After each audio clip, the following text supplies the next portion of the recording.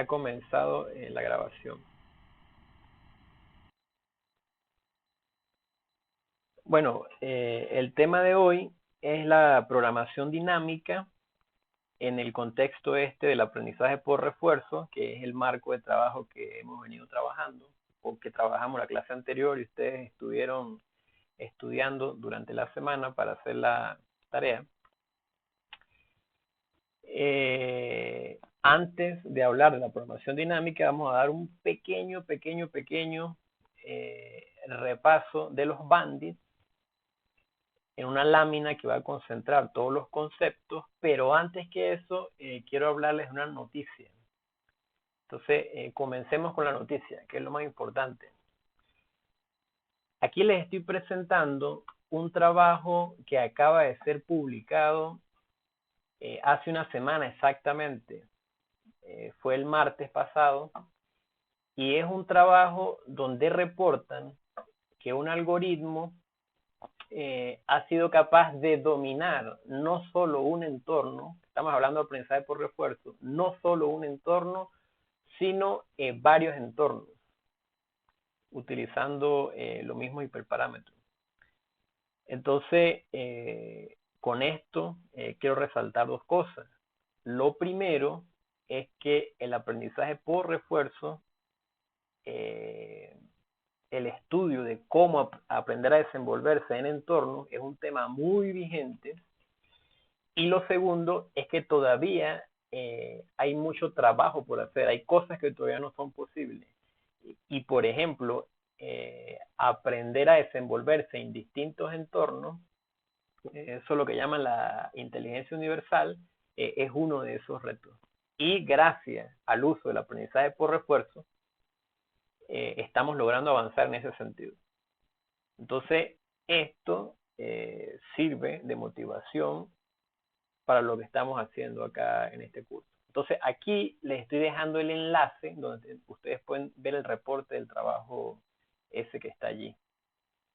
Y lo otro que aprovecho de destacar es que nosotros estamos trabajando con los entornos GIMP, pero hay otras colecciones de entornos. Aquí pueden ver imágenes de otras más. Por ejemplo, la de DeepMind Lab, que es la C, tiene entornos en 3D. Y Minecraft también trabaja en 3D.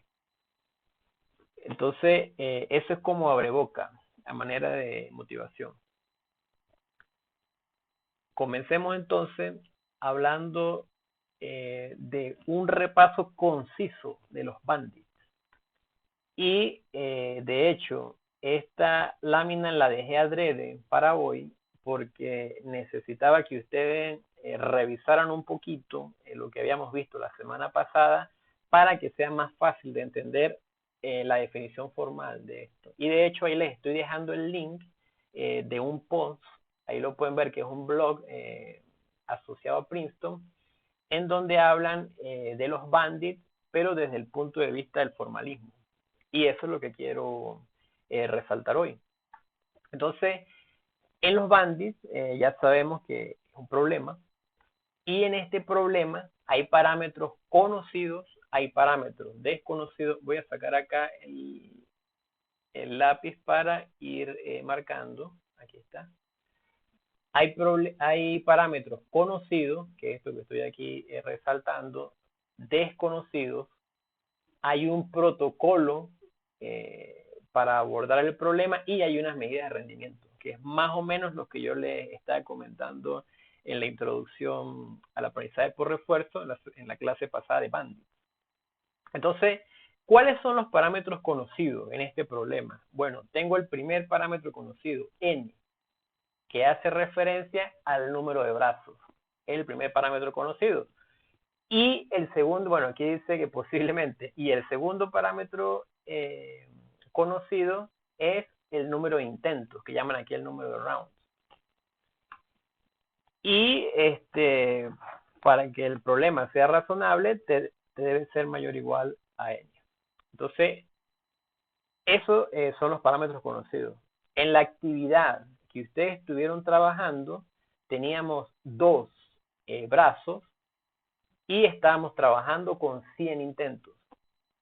Esos eran los valores conocidos. ¿Cuáles serían los valores desconocidos? Serían las distribuciones de probabilidades de cada uno de esos brazos. Entonces vean que esas distribuciones de probabilidad, voy a tener tantas distribuciones como brazos tenga. Y aquí está, mira, depende de n. Aquí está el n, lo estoy resaltando. Y en esa probabilidad de distribución hay una media que está asociada a la recompensa. Hay una media por cada probabilidad, por cada distribución de probabilidad. Y esa media es la que estuvimos conversando en la semana pasada, donde yo les decía que el P asterisco, aquí tiene otra notación, en la semana pasada era P asterisco, el P asterisco significaba la mejor conocida, la mejor probabilidad conocida. Entonces, ¿qué es lo que me dice aquí? Bueno, que la mejor probabilidad conocida, que es este mismo asterisco, que está acá, que estoy resaltando, es el máximo de todas esas medias. ¿Sí? ¿Cuál es el protocolo para resolver el problema de los bandits? Por cada uno de esos intentos, que llaman rounds, de 1 a t, esto que está acá, por cada uno de esos intentos se selecciona una acción que pertenece pues al número de brazos que tengo. En el caso de nosotros era 1 o 2 porque teníamos 2 brazos. Si lo llamábamos 0 y 1 sería 0 o 1. Y el detalle acá es que esa elección pues es basada en las observaciones pasadas, en lo que yo he percibido, en lo que conozco y en la estrategia de selección de acciones que esté utilizando. Y aquí Y de t viene a ser la recompensa. Entonces, esto que les estoy presentando acá tiene otra notación y de hecho este es el enfoque estadístico. Porque cuando vayan ustedes a mirar este blog donde está publicado ese formalismo, ven que es un blog de un profesor de estadística. Y entonces, ¿cuál es la medida de rendimiento? Pues la que yo le comentaba, es la misma que yo les comentaba a ustedes en la oportunidad pasada. T es la cantidad de intentos. En mi asterisco es ese que mencionábamos antes, que era P asterisco, la mejor probabilidad conocida, menos esta es la sumatoria de todas las recompensas en cada uno de los intentos.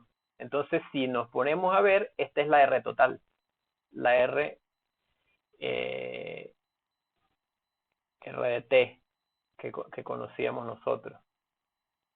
Si le agregamos aquí T, entonces esta es la ecuación de ¿qué? ¿Quién me puede ayudar?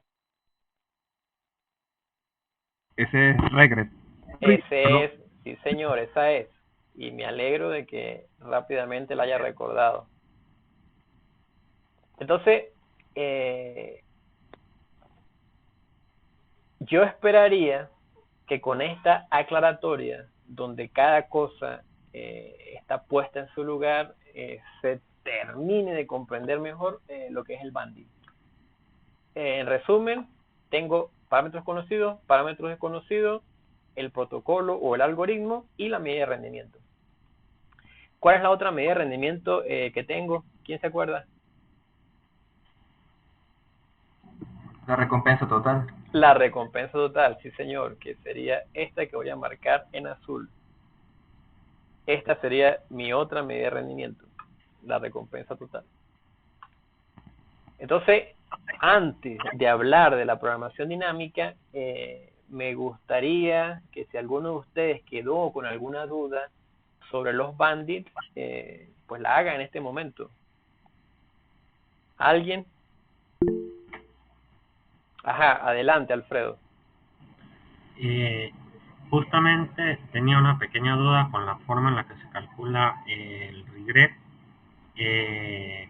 Me quedo con la duda si la magnitud se calcula una sola vez, una vez que tengamos el valor del reward total con la mejor medida, pero se me generó como una confusión por el hecho de que si yo estoy haciendo una selección entre dos opciones, teniendo los dos brazos, si la distribución de probabilidad influye allí, o si es que estoy tomando mal el valor de su lambda asterisco que está al principio de la ecuación.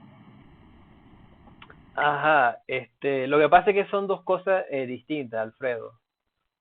Uno es esa probabilidad que me va a permitir calcular el regret, que es la medida de rendimiento, y otra cosa es el método para seleccionar la acción. Porque recuerde que nosotros hablamos nada más de tres métodos. Yo le dije, tengo un método que es aleatorio, otro que es greedy y otro que es epsilon greedy. Y en esos tres métodos, en ningún lado tiene un papel la probabilidad. ¿Te das cuenta? Son dos valores distintos. Entiendo. Entonces, en este caso, para usar la probabilidad, la mejor probabilidad, se esperaría que terminemos todos los intentos. Y después, en función de esas muestras, calculamos las medias. Y la mejor sería la asterisco. ¿Sí? ¿Queda claro así? Pero entonces el valor del regret sería la magnitud de el mejor valor que puedo obtener en ese experimento. Exacto, sería como Total. que, ¿qué es lo mejor que pude haber obtenido menos lo que obtuve? Entonces, para calcular lo mejor que pude haber obtenido, busco la mayor probabilidad y asumo que en todos los intentos me fui por esa mayor probabilidad. Que lo que acabo de decir es esto que voy a poner en morado, esto que está aquí. Eso es lo que acabo de decir. Es lo mejor que pude haber obtenido. Y la recompensa total es lo que obtuve. Fue la realidad de ese experimento. Pero, por ejemplo, la duda que a mí se me generaba con calcular ese valor es si yo tengo dos opciones, por ejemplo, el brazo 1 y el brazo 2. Ajá. El brazo 1 tenía una probabilidad de 50% y el otro de 10%. Ah, no, pero es que hay un detalle. Ya lo estoy viendo, Alfredo. Es que mira, cuando yo te mostré las probabilidades, te dije que yo estaba haciendo trampa porque quería explicarte cómo funcionaba en realidad. Pero en el problema de los bandits, tú desconoces las probabilidades. Que es lo segundo que estamos resaltando acá. Es desconocido.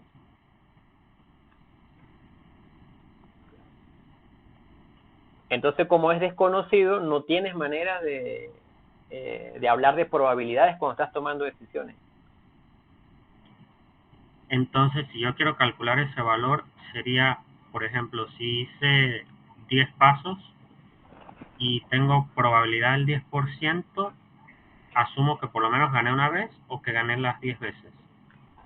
Pero ya, si lo quieres calcular, ya no es asumir, sino ya sería en función de las muestras hacer el cálculo, y es el promedio. El promedio de lo que se obtuvo Ajá, con las muestras de la selección. ajá. Y como O, eso es estocástico, cuando hagas una corrida y un experimento te puede dar un valor, y cuando hagas otra corrida te puede dar otro. claro, Pero claro, siempre valores razonables, ¿no? claro, entiendo. Cercanos. Sí. Ajá, sí. Sí, eso sí responde mi duda. Ah, ok, perfecto, me alegro. Ajá, Jorge. Tenía levantada la mano, Jorge. Gracias, profe. Tengo dos preguntas. Uno, con lo que acaba de decir, en el mundo real lo que se hace es que se toma el valor de, porque como usted dice, las probabilidades en el mundo real uno no las sabe, ¿no? No las Entonces conocemos, uno, exactamente. entonces uno tomaría el valor máximo de todas las corridas que ha tenido hasta ahora como el TP asterisco. No el valor máximo de todas las corridas, sino los promedios. Ok.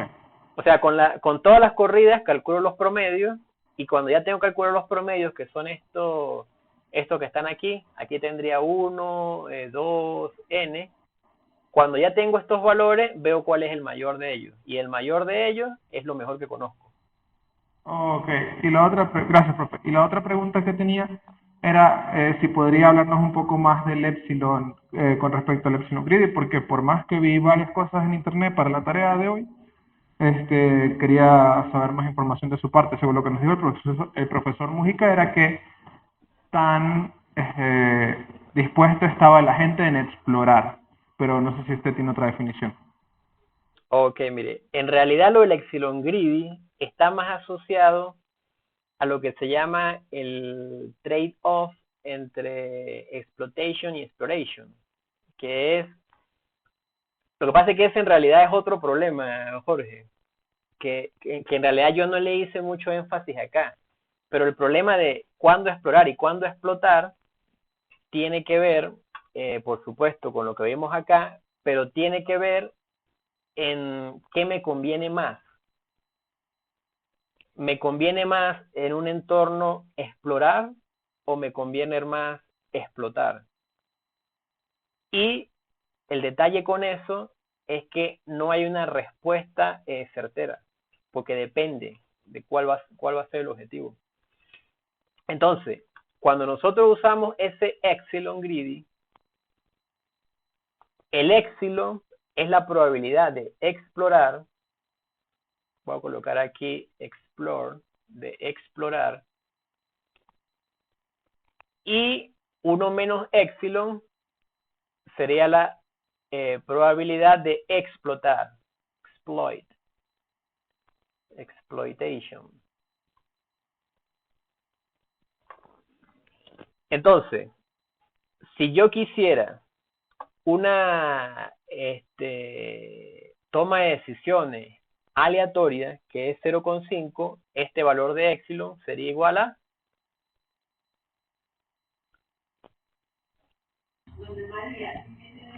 1.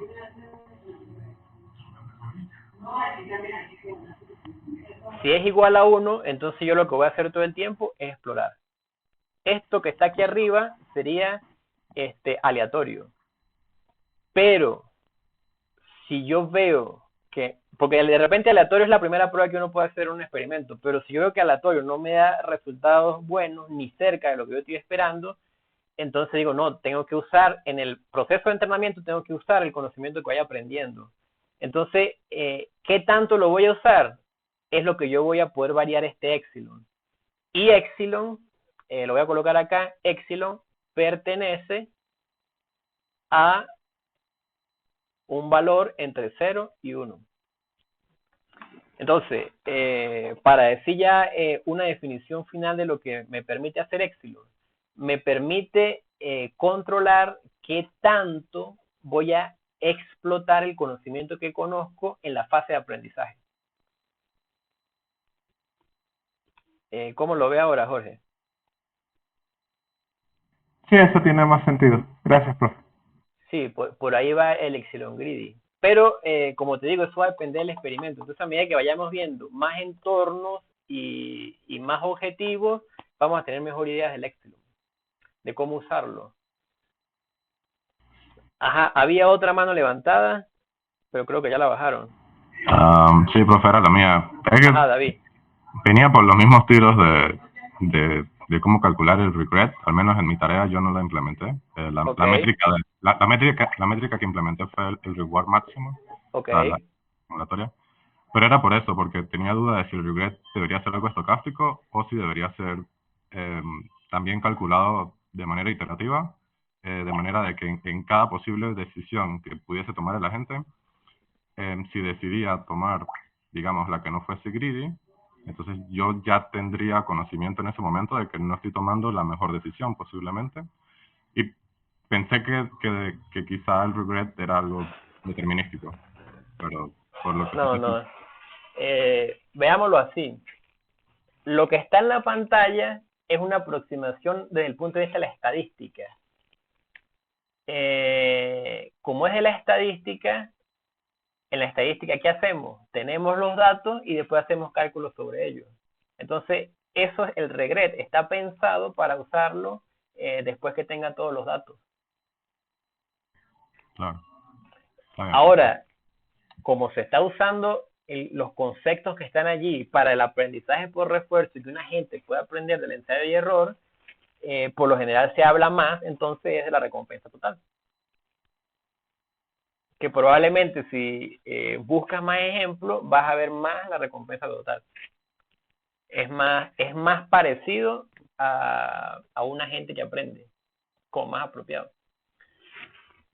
Y si te pones a ver la nomenclatura, pues otra, mire, estamos hablando de Y, valores de Y, que para nosotros son las recompensas, y tenemos distribuciones B, que se llaman B, aquí las distribuciones. Sí, con eso, David. Sí, chévere, profe, está bien. Ok, ¿alguna otra observación? Sí, profe, yo tengo una pregunta. Ajá, Francisco, adelante. Sí, profe. Nosotros en la tarea implementamos el algoritmo usando el método Epsilon Grid, ¿no? Okay. Pero nos dimos cuenta, ¿sí?, que mientras más se aproximaba el epsilon a 0, él tomaba más la acción de explotar, ¿no? Perfecto. Entonces, Ajá. la duda que tomamos después de hacer varios experimentos, hicimos como 100 experimentos de 100 pasos cada uno, nos dimos cuenta que el algoritmo se inclina es por la acción que tiene mayor probabilidad de ganancia, no por la acción que tiene mayor ganancia. ¿Es eso cierto? Así, o sea, ese fue nuestro análisis. ¿Eso está bien verlo de esa manera? Sí, porque no sé si recuerdas el paso a paso que yo hice del two-arm banding. Que yo lo que quería mostrar en ese paso a paso era que la primera vez que la gente se encontraba con la recompensa de más 100, en ese momento el valor asociado a esa recompensa se iba a separar significativamente del otro. ¿Recuerdas ese detalle? Sí, sí lo recuerdo. Entonces, pues sí, en cierto sentido sí es eso que estás diciendo. Ok, es lo que estás diciendo, pero también considerando qué tanto es la diferencia de las recompensas. Porque seguramente si la recompensa de allí no fuera tan alta, si no fuera 10, por ejemplo, serían otras conclusiones las que estuviéramos tomando. ¿Oíste, Francisco? Ok.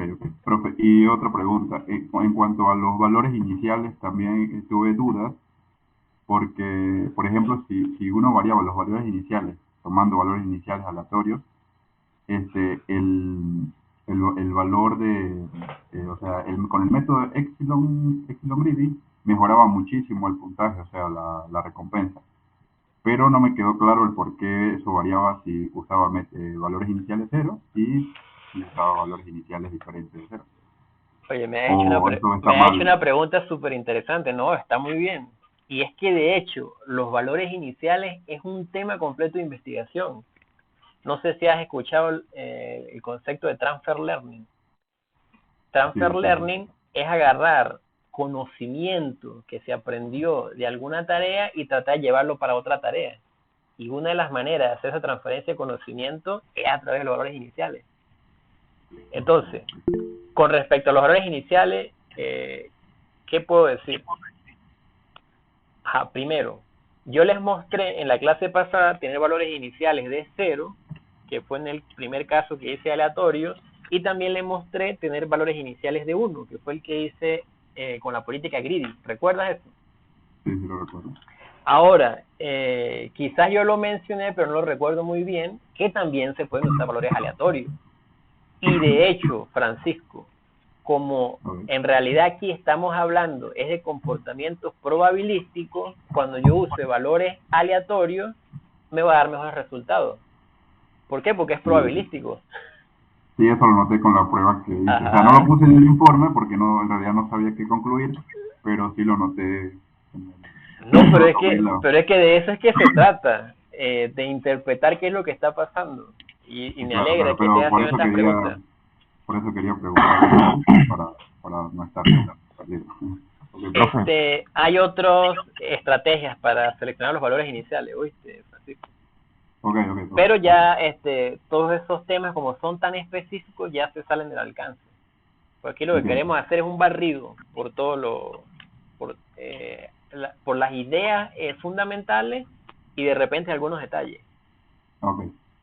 Gracias, profe. Ajá, Paul, a la orden. Paul. Yo, por ejemplo, en los Action Selection los hice 3 veces para constatar de lo que estaba haciendo, ¿sí? Yo Ajá, también me basé como el compañero David en el Max Reward, ¿sí? ajá.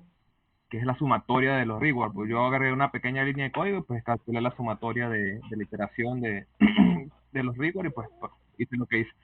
Y a Ujú. mí en random, después de 3 ejecuciones, ¿verdad? Con 100 iteraciones, a mí me dio, por ejemplo, 526 recompensas. Y después fui a Greedy y me dio 54. Entonces yo ya estaba empezando a sospechar. Yo estaba diciendo que el aleatorio es mucho, da mucha más chance de obtener una recompensa, ¿sí? Siempre máxima o sea máxima o mínima, en este caso con los brazos. Y la greedy, no, la greedy es como que siempre se da como por lo más confiable, ¿sí? Por el bajo valor que me dio en el Max Reward, que fueron de 54 apenas. Y en Ajá. el Epsilon Greedy me dio 924.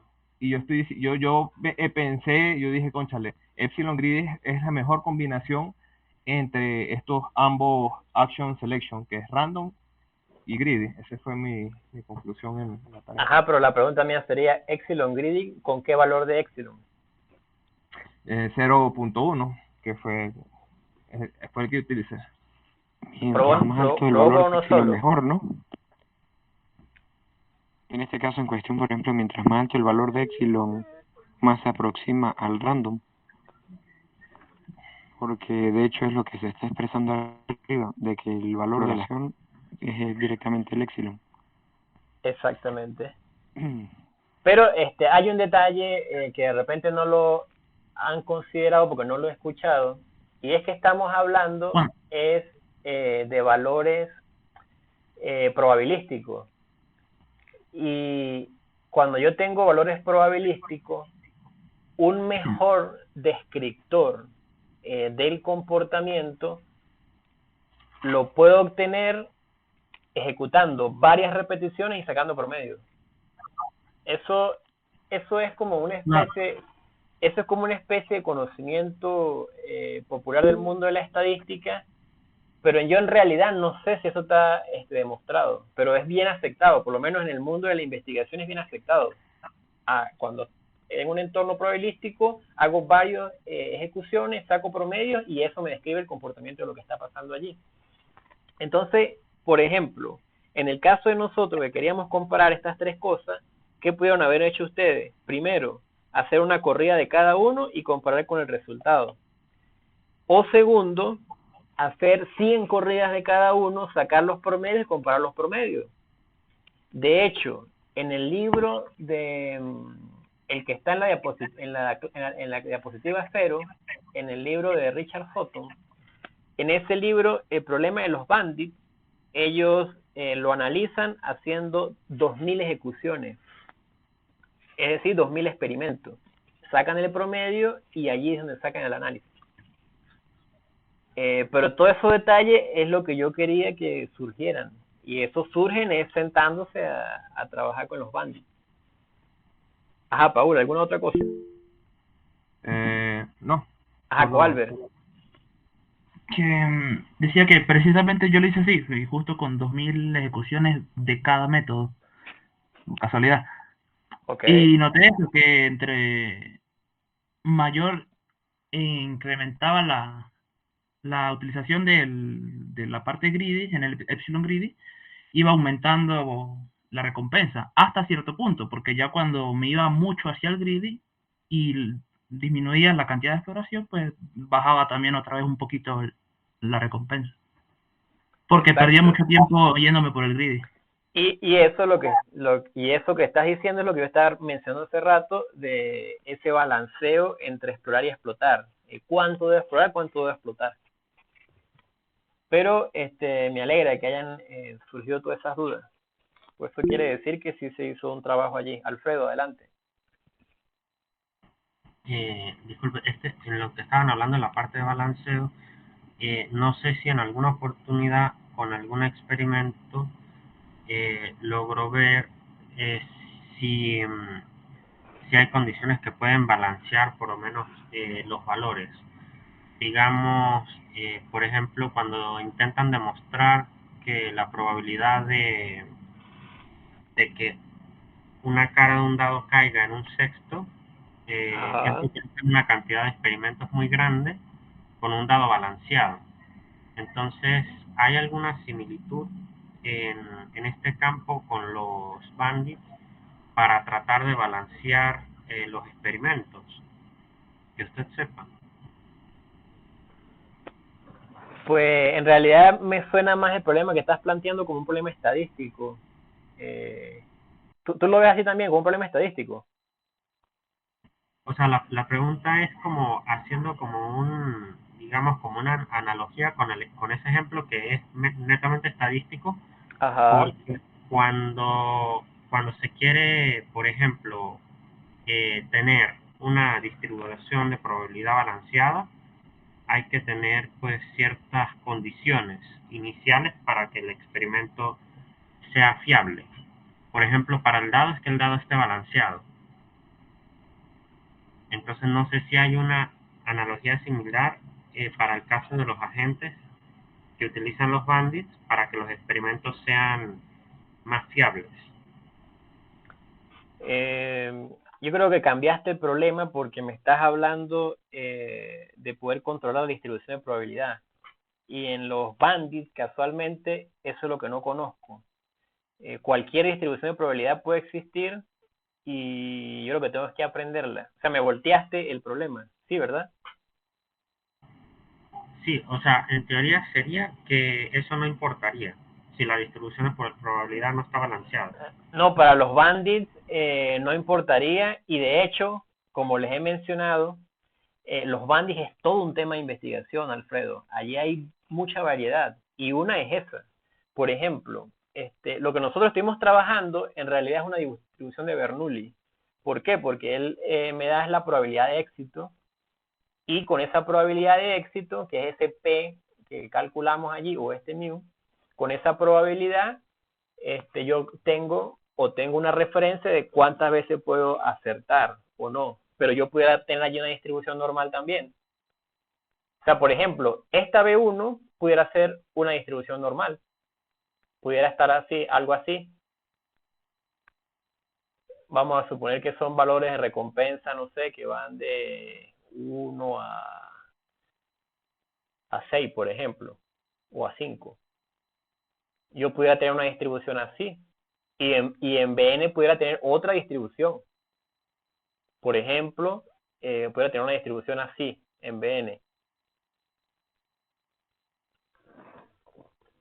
Y si yo tengo ese problema, como el bandit es independiente de la distribución, porque es lo que tienes que descubrirla, sin hacer ningún cambio, yo lo puedo abordar. ¿Te das cuenta de eso?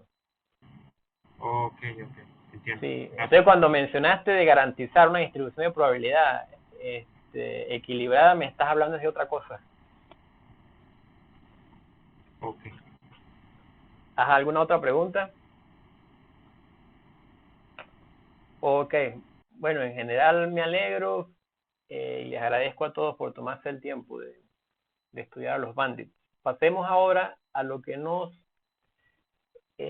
ocupa hoy, que son la programación dinámica.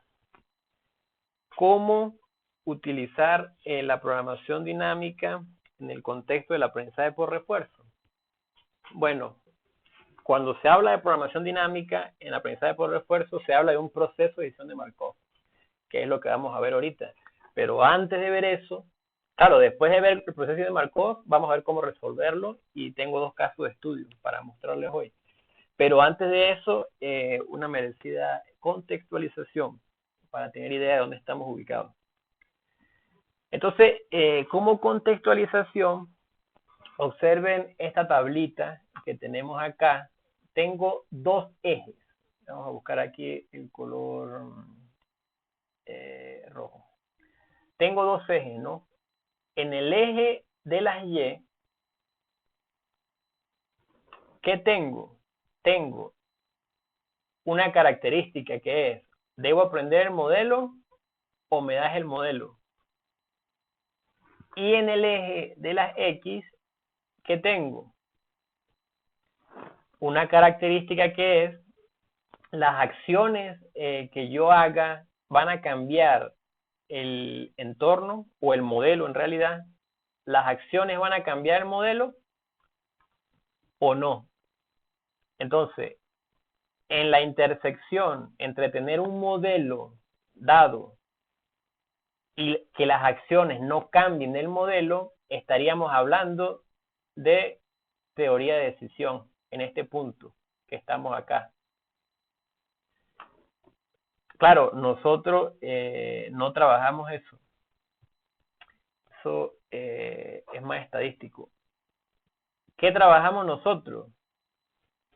Aprender un modelo donde las acciones no cambian ese modelo. Las acciones que yo haga, que por en el caso del bandido, que es ejecutar una de esas palancas, no van a cambiar la distribución de probabilidad. Al menos en el bandit clásico, seguramente hay variaciones en donde sí sucederá. Ya no se llamará multi-arm bandit, se llamará de otra manera. Pero nosotros estuvimos trabajando aquí, lo voy a poner de color azul. Aquí estuvimos trabajando nosotros, en esta intersección, entre lo que es aprender el modelo y las acciones no cambian ese modelo. ¿Y qué vamos a trabajar hoy? El que voy a poner de color aquí verde. Los procesos de decisión de Markov. Y un proceso de decisión de Markov es que tengo un modelo, que es lo que está aquí, tengo un modelo del entorno y las acciones cambian el estado del entorno. Eso es lo que vamos a trabajar hoy. ¿Qué nos quedaría trabajar? Lo que es propiamente llamado aprendizaje por refuerzo, que es, puedo ejecutar acciones que afectan el entorno, el ambiente o el mundo, pero además, mientras interactúo, debo aprender el modelo del entorno. Entonces, eso es lo que viene después de haber comprendido los bandits y el proceso de decisión de Markov. Entonces, vamos a comenzar con un ejemplo de lo que es un proceso de decisión de Markov. Mira lo que tengo acá. Tengo la representación de un robot. Y el robot está representado en función del nivel de energía. Entonces, ¿qué tengo acá? Tengo dos estados. Voy a representarlo con la letra S. Está en color verde. El primer estado, voy a llamarlo S1, es un nivel de energía alto. Y el segundo estado, lo voy a llamar S2, es tener un nivel de energía bajo. Entonces, estados, según lo que nosotros conocemos, es lo que era que el casino, que la máquina, el slot machine, estaba preparada para que yo actuara, para que yo moviera alguna palanca. Eso es equivalente a tener un estado. Si yo quisiera poner el problema de los bandits con dos estados, yo pudiera decir, estado 1, la máquina está preparada. Estado 2, la máquina no está preparada. ¿Qué quiere decir eso? Que si la máquina no está preparada y yo ejecuto o intento ejecutar una acción, probablemente no lo voy a lograr. Porque la máquina no está preparada. A eso me refiero. Entonces, en este primer ejemplo que les estoy presentando, tengo dos estados. El primer estado es un nivel de energía alto y el segundo un nivel de energía bajo. Además, tengo acciones. Las acciones van a estar representadas acá por el color azul y las acciones son buscar, recargar y esperar. Son esas tres acciones nada más que tiene ese modelo, y a cada una de las acciones voy a tener asociada una recompensa que las voy a poner de color rojo.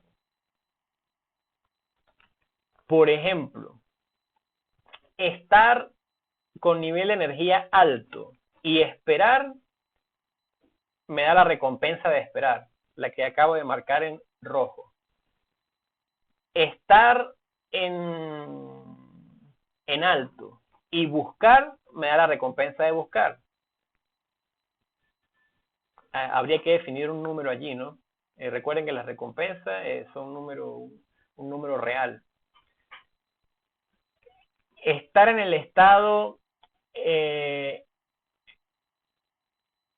energía alta y buscar me sigue dando lo que acabo de marcar, la recompensa de buscar, pero aquí aparece algo nuevo y es la posibilidad de que yo, al ejecutar una acción, porque recuerden que mis acciones son buscar, recargar y esperar, pueda ir a uno o también puedo ir a otro estado. Eso es lo nuevo que aparece acá. Y eso lo voy a representar acá con alfa, pero yo le voy a poner color aquí, violeta. Este alfa que está acá y este 1 menos alfa que está acá. Si prestas atención, te das cuenta que la sumatoria de las posibilidades de esa acción es 1, porque alfa más 1 menos alfa. Entonces, esto es lo nuevo que aparece, la posibilidad de ir para más de un estado cuando yo ejecuto una acción. Entonces, este mismo comportamiento se repite. Por ejemplo, se repite acá cuando yo estoy en el nivel de batería bajo y ejecuto buscar. Con probabilidad beta, las probabilidades eran de color rojo. Bueno, no importa. Con probabilidad... no, mentira, sí son estas. Con probabilidad beta, yo voy a obtener la recompensa de buscar y con probabilidad 1 menos beta, voy a obtener menos 3 de recompensa. Y de esa manera se puede interpretar lo que falta por resaltar. Entonces, ¿qué es lo que tengo?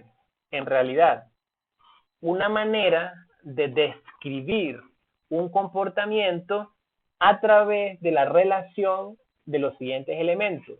Primero, estados, S1, S2. Segundo, acciones, buscar, recargar, esperar.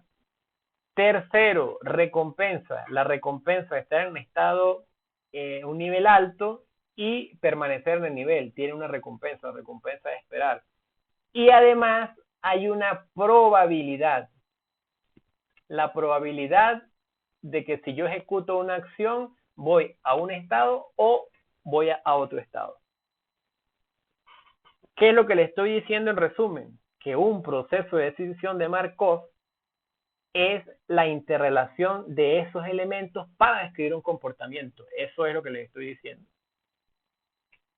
Y ese es el objetivo de esta diapositiva. Vamos a buscar otro ejemplo para tratar de verlo mejor, pero no sin antes escucharlo si hay alguna pregunta. ¿Alguien tiene alguna pregunta?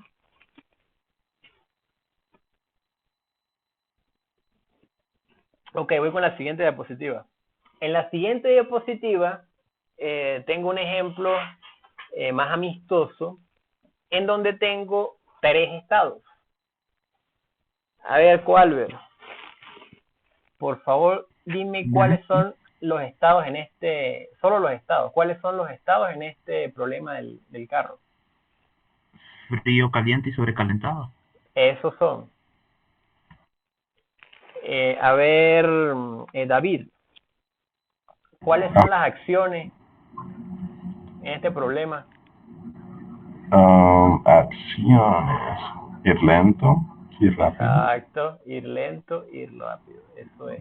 Bueno, no sé, frenar y acelerar en todo caso. Pero las que están, pero las que están representadas allí, ¿qué es eso? Lento y rápido. Y Francisco, ¿cuáles serían las recompensas?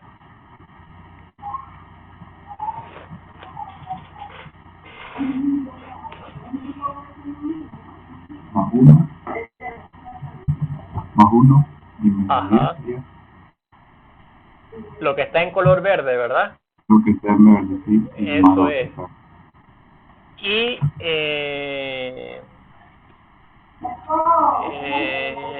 Diego, ¿cuáles serían las probabilidades de transición? 1 y 0.5. Ajá, los que están de color de la flecha, ¿sí? Entonces, lo que necesitamos ver aquí es que en este caso, ¿cuál sería el objetivo? Pero déjenme buscar a alguien, ya va. ¿Quién más está por allí? Vamos a ver aquí en Show Everyone. Ajá. Aquí sí los puedo ver. Abraham, está de primero Sí. porque empieza por la A. Qué conveniente. Sí. En este problema, Abraham, ¿cuál crees que sea el objetivo? Infiriendo lo de la recompensa. El objetivo justamente sería evitar ir muy rápido. Pero mira lo que tengo acá. Si estoy en frío, ya déjame poner aquí el láser. El láser es este. Si estoy en frío y acelero, voy rápido, tengo una recompensa de +2. Eso quiere decir que me está motivando a que yo vaya rápido. Acelerar. Sí, me está motivando. Ahora, si yo ya estoy aquí, lo que uno llama el carro recalentado, y voy más rápido, Lo quemo. ya el pobre carro, mire, aparece quemado allí. Y está dando una recompensa en -10. O sea, está diciendo, eso no lo deberías hacer. Exacto. Y además, con esos +1, te está diciendo, bueno, estas cosas las podrías hacer eventualmente. Estar recalentado. Un control del estado del vehículo.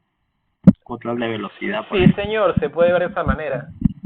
O justamente del mismo refrigerante que acciona en el Sí, el señor, vehículo, se ¿no? puede ver con un problema de control. Ujú. Pero eso es lo que querían que vieran, pues, que asociaran los conceptos a cada una de las cosas. Ahora, en esta diapositiva, además de asociar los conceptos, que ya lo acabamos de hacer, a cada una de los elementos de este caso, me gustaría hablar. Ajá, José, adelante.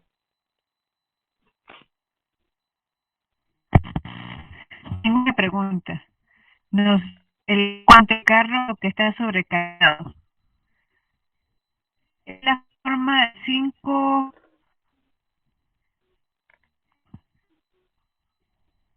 Si tiene que ver el tiempo de la atención del carro.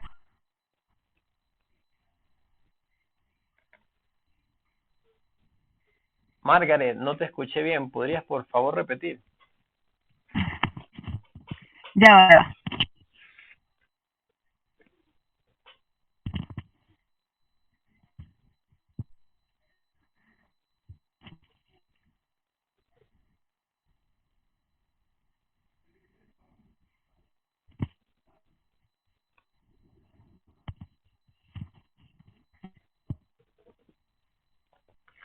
Disculpe, lo que pasa es que estoy esperando que me pueda repetir para poder decirles.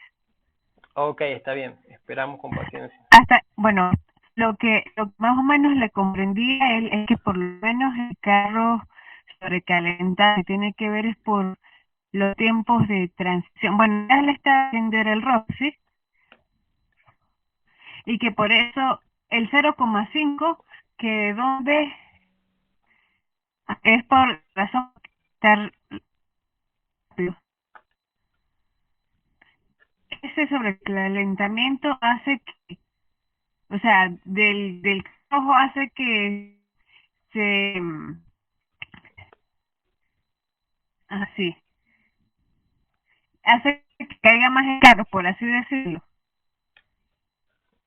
Y disculpe, los términos no son los adecuados con su materia. Margaret, ¿Sí también me se escucha un escuchas? poquito cortado, se escucha cortado. Si quiere que José la escriba, Ah, porque ok. no se escucha bien, se escucha muy cortado.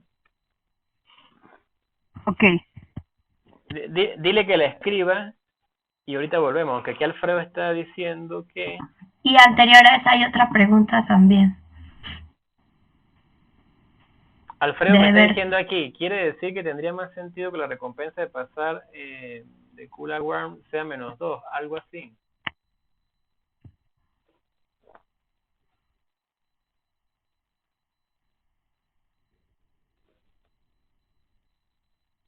Cuando Alfredo escribió eso, es que eso es lo que quiso decir José, Alfredo. No, eso me refería a la duda que tenía, a la duda que está planteando Alberto. Ah, voy para allá, no he leído la de Berto, ajá, veo a Berto aquí. Hay 0,5 probabilidades de pasar a Worm y mantenerse en Cool, y en ambos casos hay ganancia de +2. ¿Cuál sería el factor de cambio real del estado? Bueno, para responder todas las inquietudes, esto simplemente es un ejemplo, yo no lo diseñé, es un ejemplo que tomé de algunas clases de los procesos de edición de Markov, y quien lo diseñó, de repente lo diseñó simplemente para explicar el proceso de edición de Markov. De repente no es pensado como un proceso de edición de Markov real. Es más que todo para explicar. Pero ¿qué es lo que tendría sentido? Tendría sentido que yo pueda variar las velocidades, que yo tenga 2 o tenga más, muy lento, muy rápido, que pueda yo cuidar la temperatura de mi vehículo, tiene sentido, y hay una temperatura permitida.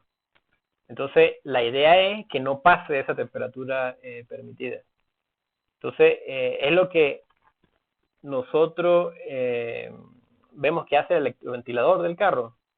Que el electroventilador del carro, por lo general, lo que hace es que cuando el carro llega a la temperatura permitida, aceptable, y pasa un poquito, él se prende para mantenerla allí. Y si el carro enfría, él se apaga. Y ahí está, se prende y apaga, prende y apaga. Ese ejemplo seguramente la mayoría sí lo entiende, ¿verdad? Porque sabemos cómo funciona el electroventilador del carro. Pero entonces, en realidad, con el ejemplo no nos preocupemos mucho por el sentido del ejemplo como tal, sino preocupémonos por la manera de describir lo que está sucediendo, un comportamiento. ¿Sí? Entonces, voy a continuar porque la idea es fortalecer esas relaciones que estamos haciendo. Y aquí, pues también quiero hacer lo mismo, pues quiero identificar cuáles son los elementos. Por ejemplo, a ver quién está por acá. Aquí tenemos por ejemplo, Edgar. ¿Podrías, por favor, decirme cuáles serían los estados en este ejemplo de la rutina de la mañana? Los estados serían, porque lo que pasa es que yo soy malo para el inglés, el sleep, begin, el shower, el dress, comer. Claro, pero lo hiciste muy bien porque lo que necesitaba era identificar cuáles son los estados, y efectivamente son los Ok, que están dentro del círculo, esos son los estados. ese. Entonces, vamos a marcarlos acá, los voy a marcar con color rojo. Voy a ponerle aquí un estado, tengo otro estado, tengo otro estado, tengo otro estado, tengo otro estado. Bueno, este es un 5 y este es otro estado. Ajá, ¿qué hay de interesante acá? Que además de que tengo los estados, él me está diciendo cuál es el estado inicial y cuál es el estado final. ¿Vieron eso? Que eso no se había resaltado antes. Sí. A ver, ¿cuál es el estado final, Yosmar? Estar en el bus. Sí, señor, ese es. ¿Y cuál es el estado inicial, Paul?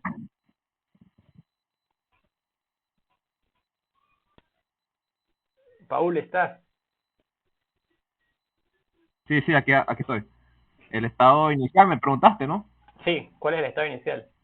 S1, sleep, cuando está durmiendo o a punto de despertar. Y tiene una recompensa de -2 porque me imagino que a nadie le gusta despertar. Y más si está uno soñando. Y tenemos otro elemento allí. ¿Quién me ayuda a descifrar cuál es ese otro elemento que está allí? Que si duermes mucho, vas restando -2. Tengo recompensas por estar en cada uno de los estados. ¿Sí? Sí. Y esas recompensas, bueno, ahí están, se llaman R. Las voy a marcar aquí de otro color para ir descartando los elementos. Y me queda otro elemento. ¿Quién me ayuda?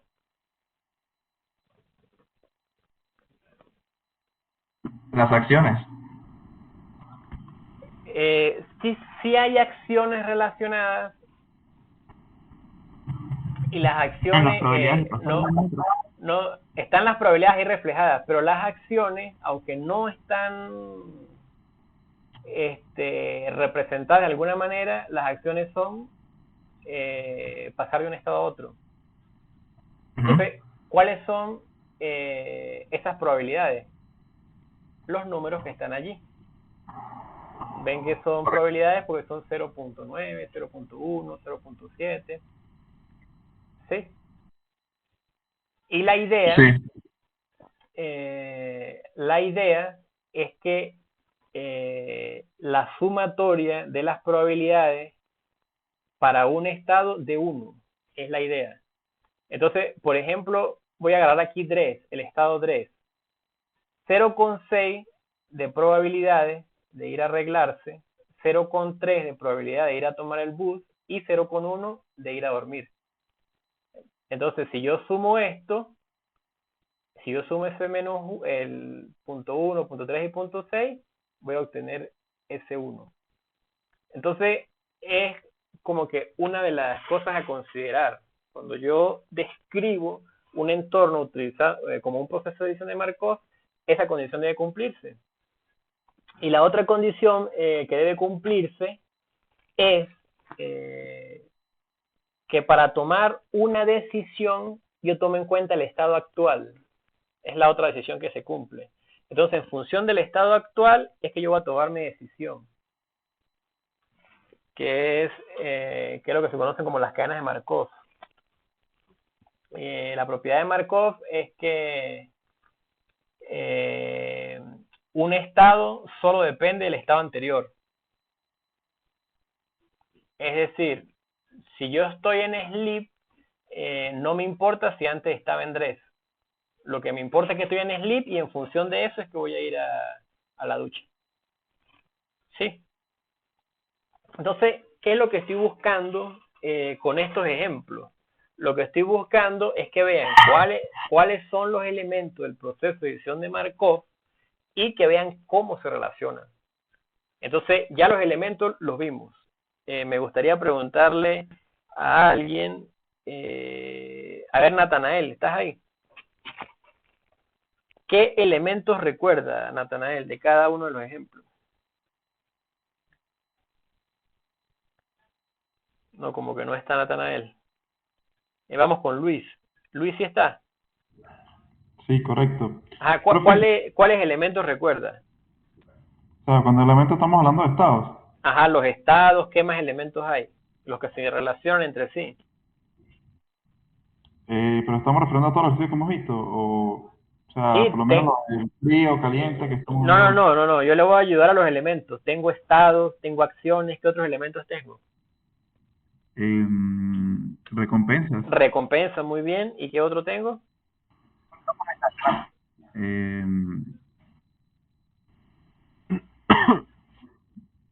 Transiciones, por así decirlo. Sí, señor, las transiciones, eso es. Profe, una pregunta, disculpe, ya aprovechar que estoy aquí. Ajá, Lo que le entendí fue que por lo menos de cada, o sea, si estoy en un estado, todas las probabilidades de las transiciones que tienen deberían ser igual, o sea, deberían ser a uno, la sumatoria. sí. Ok. Ajá, Natanael, levantaste la mano. Ok, profe, yo lo que quería preguntar era que a qué elemento se le da como más peso, es decir, a la probabilidad que de las transiciones o a la recompensa, o hay que como que intentar buscar un equilibrio entre cada uno de ellos. Mire, Natanael, usted acaba de hacer la pregunta perfecta, porque ¿sabe quién responde esta pregunta? La ecuación responde esa pregunta. ¿Y qué es lo que le voy a presentar ahorita? La ecuación de cómo valorar las acciones. Recuerda que cuando vimos los bandits, yo hice énfasis en cómo valorar las acciones. Bueno, acá voy a hacer énfasis en cómo valorar los estados. Y para valorar los estados voy a tomar en cuenta tanto las transiciones como las recompensas. Ahora, para responder la pregunta de qué es más importante de las dos, sería cuestión de ver la ecuación. A ver qué podemos concluir de la ecuación. ¿Oíste, Natanael? Sí, profe, muchísimas gracias. Perfecto. Entonces, si no hay otra pregunta, paso a la siguiente diapositiva.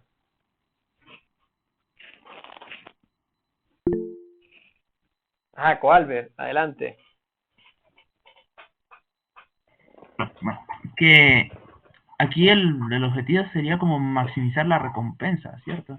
Sí, señor, ese es el objetivo. Pero ahí no hay como un ciclo infinito que pueda hacer, que sería que si estar dormido, bañarse, vestirse, volver a dormir, Y bañarse. me encanta que hayas esa pregunta, Coalbert, porque hoy le traigo algo que va a ayudar a eliminar esa inquietud cuando hay un ciclo. Y sí, puede ser infinito. Y siempre va aumentando de 2 en 2 la recompensa. Pero ahí es donde te voy a explicar algo nuevo hoy que te va a resolver esa duda. Pero más adelante. Bueno, mire, voy a avanzar rápidamente para que vea por dónde van los tiros.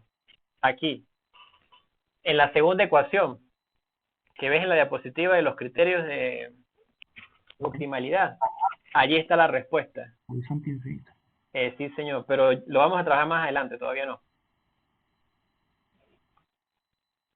Ajá. ¿Alguna otra pregunta?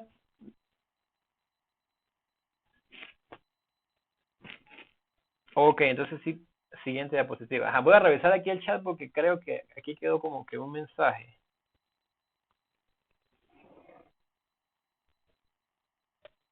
Acá sí se aprecia. Bueno, pero no era nada de preguntas. Ajá, entonces, hemos visto hasta ahora 3 ejemplos y a lo que yo quería llegar era esto, a esta diapositiva que está acá, porque no la quería introducir tan drásticamente, sino quería preparar el terreno antes de introducirla. Ajá, Natanael, adelante.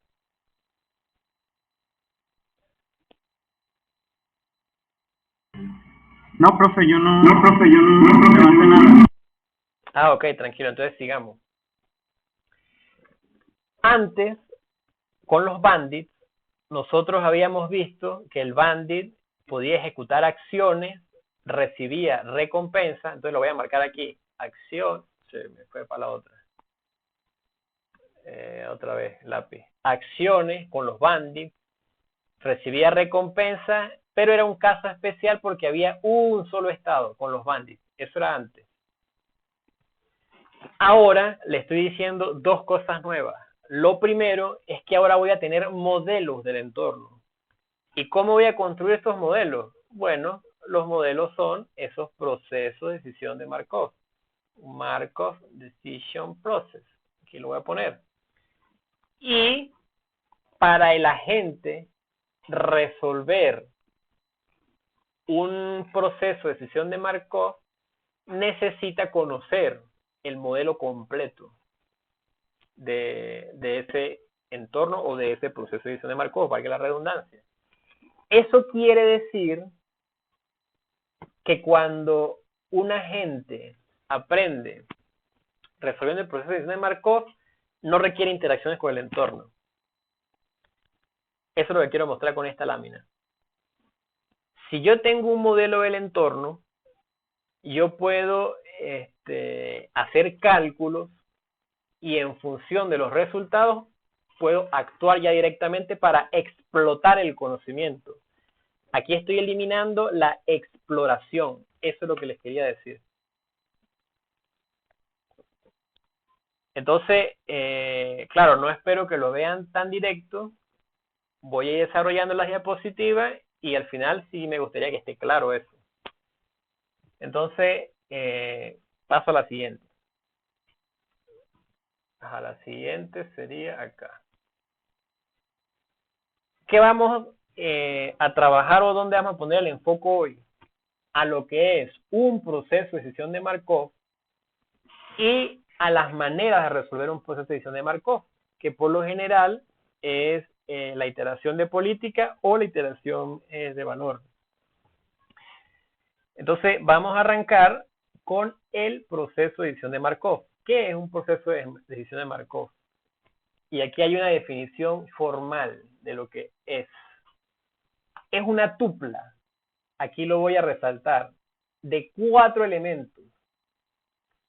El primer elemento, que es S en esa tupla, es un conjunto de estados. Aquí está. S es un conjunto de estados. En el ejemplo del carro, ¿cuál era ese conjunto de estados? ¿Cuántos estados tenía? ¿Quién recuerda, por favor? 3 estados, ¿no? Sí, señor. Eran Cool, esos warm 3 estados. y overheat. Eso es. También voy a tener un conjunto de acciones, que es esta A mayúscula que está acá. Un conjunto de acciones. ¿Quién recuerda cuáles eran las acciones del ejemplo del carro?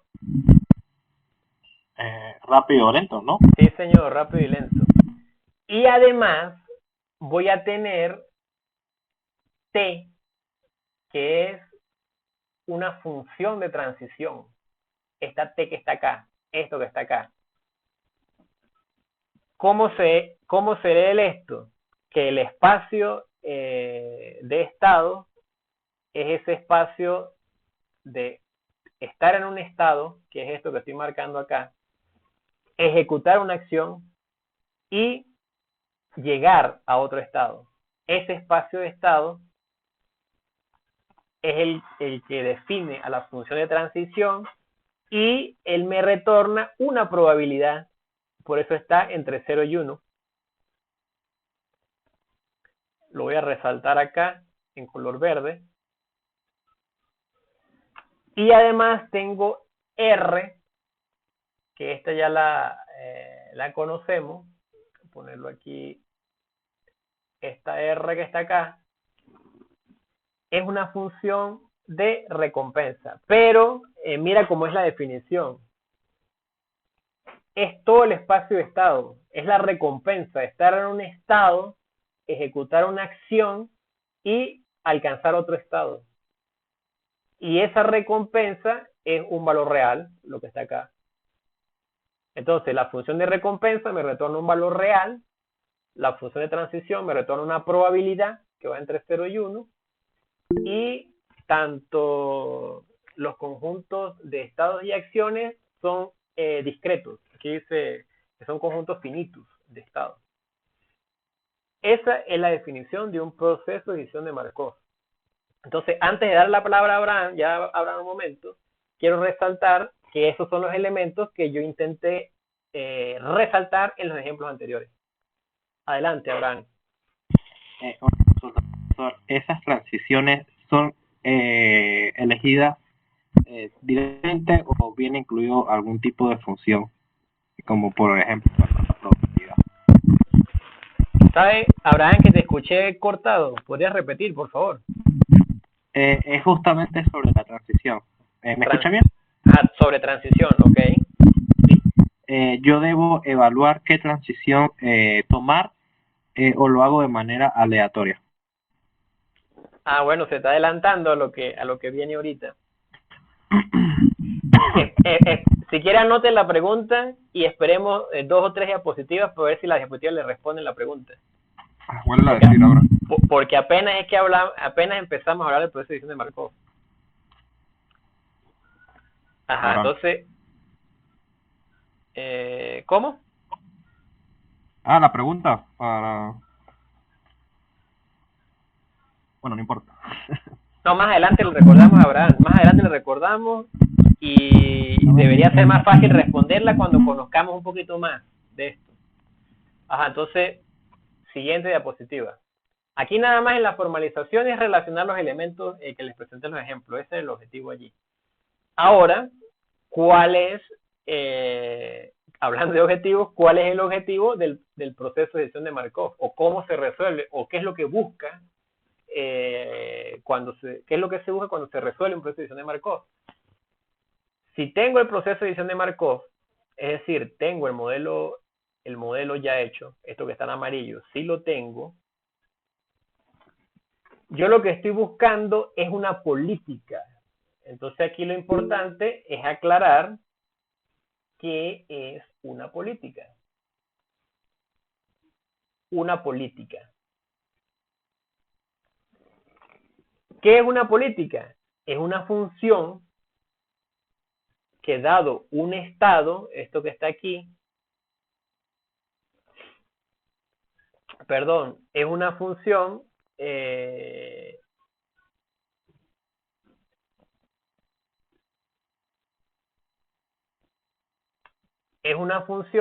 me retorna un estado para cada estado acción o para cada estado.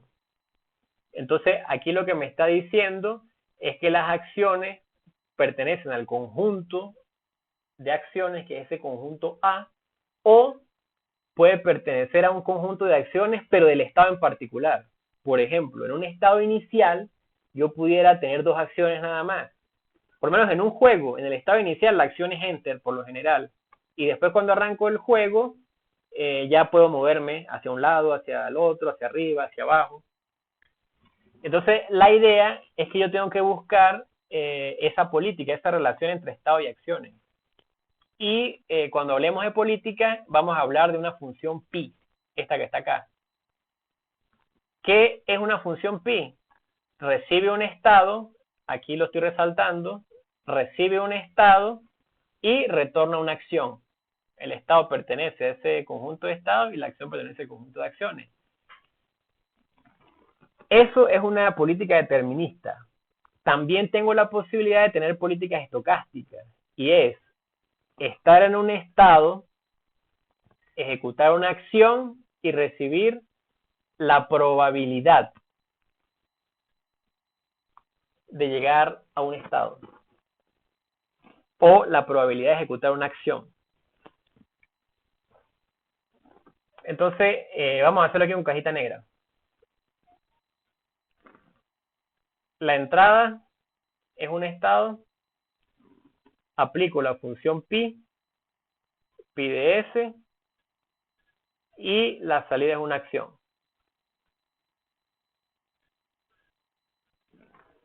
O, ese es el caso determinista. Y en el caso estocástico, para que quede más claro en una cajita, en el caso estocástico lo que me está diciendo es esto. Yo tengo un estado, acá, tengo una acción aquí mismo en la entrada, y es lo que me va a decir, después de aplicar esa función pi de state action, es lo que me va a decir es cuál es la probabilidad de ir de ese estado, de estar en ese estado y ejecutar esa acción. Por ejemplo, me puede retornar 0,5.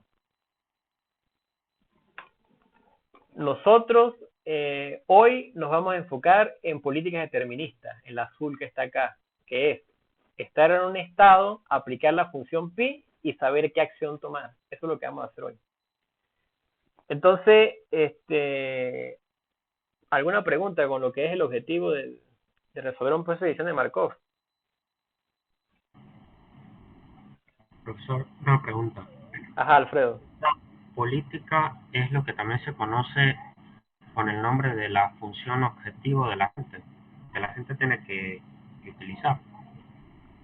No, porque la función objetivo es la recompensa total. Política sería como el método de decisión para escoger, Política sería como en el ejemplo de la tarea que cómo teníamos selecciono en yo el la código. acción. Sí, eso es la política. Ok, gracias. Entonces, para aclarar la respuesta, no es lo mismo que la función objetivo. La función objetivo es la recompensa total. La política es para cada estado saber qué acción tomar. Y según lo que hemos visto, ¿qué acción voy a tomar? Lo mejor que conozco. Eso es. Entonces, siguiente diapositiva. Criterios de optimalidad, que es lo que estaba preguntando Coalve hace rato. ¿Qué pasa si se queda en un ciclo? Bueno, vamos a hacer una diferenciación entre dos tipos de escenarios. El primero, que es el finito, el que está acá, se utiliza cuando yo sé que al tener la secuencia de un proceso de decisión de Markov, que es estar en un estado, ejecutar una acción y alcanzar otro estado, al repetir eso varias veces, tengo un final. Y H es ese final, es cuántas veces tengo que hacer, cuántos steps tengo que realizar, lo que llamábamos step en el Bandit. Entonces, el que nosotros estuvimos trabajando era un H igual a 100. O sea, era finito, no íbamos a trabajar más de allí. ¿Y qué es lo que nosotros estábamos haciendo? Sumar las recompensas en cada uno de los pasos y obteníamos una recompensa total. Bueno, eso es cuando es finito. Pero cuando es infinito, que es en los casos donde no conozco cuántas son las iteraciones que debo realizar o los steps, no los conozco, entonces utilizo esta ecuación. Porque este gamma que está acá, gamma en realidad pertenece a 0 y 1. Eso quiere decir que cuando yo lo eleve a t, que es el término que está acá, en vez de hacerse un término más grande, se hace más pequeño. Y si el término se hace más pequeño, sí tiene diferencia obtener una recompensa muy temprano con respecto a obtenerla muy tarde. Porque cuando la obtengo muy temprano, ese descuento que voy a obtener cuando lo multiplique por un número decimal entre 0 y 1, cuando es temprano va a ser grande, voy a obtener un número grande, pero cuando sea muy tarde voy a obtener un número pequeño. Entonces, si mi objetivo es maximizar esta ecuación que está acá, ella va a tender a favorecer la obtención de las recompensas de manera temprana. Ahora sí, Coalbert, responde eso a su pregunta.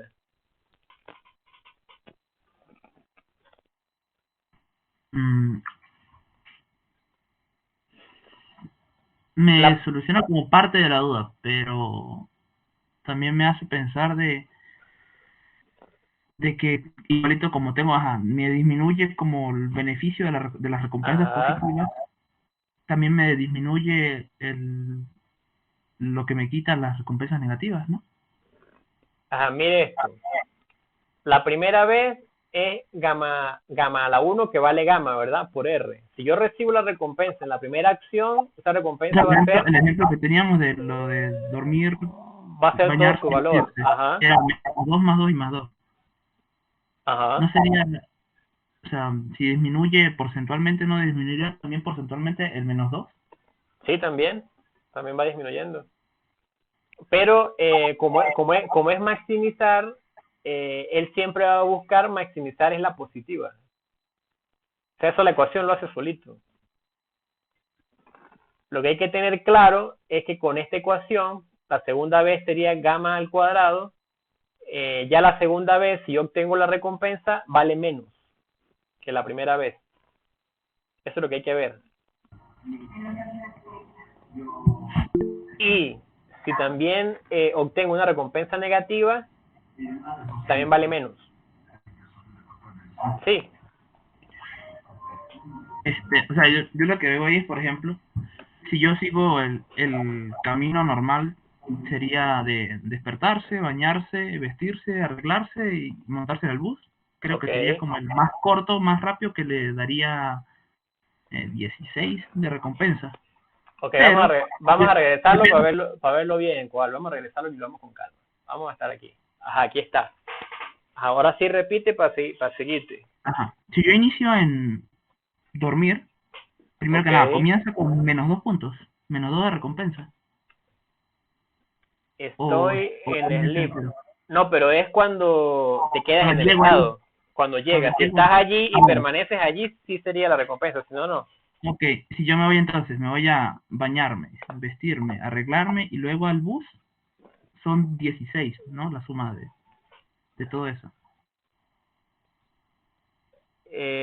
Por alguna razón, porque tengo el libro aquí en la mano, Albert, casualmente, y el libro me dice que es 10. ¿Qué sumaste 10. mal? A ver. No sé, vuelve a repetir a ver lo que dijiste.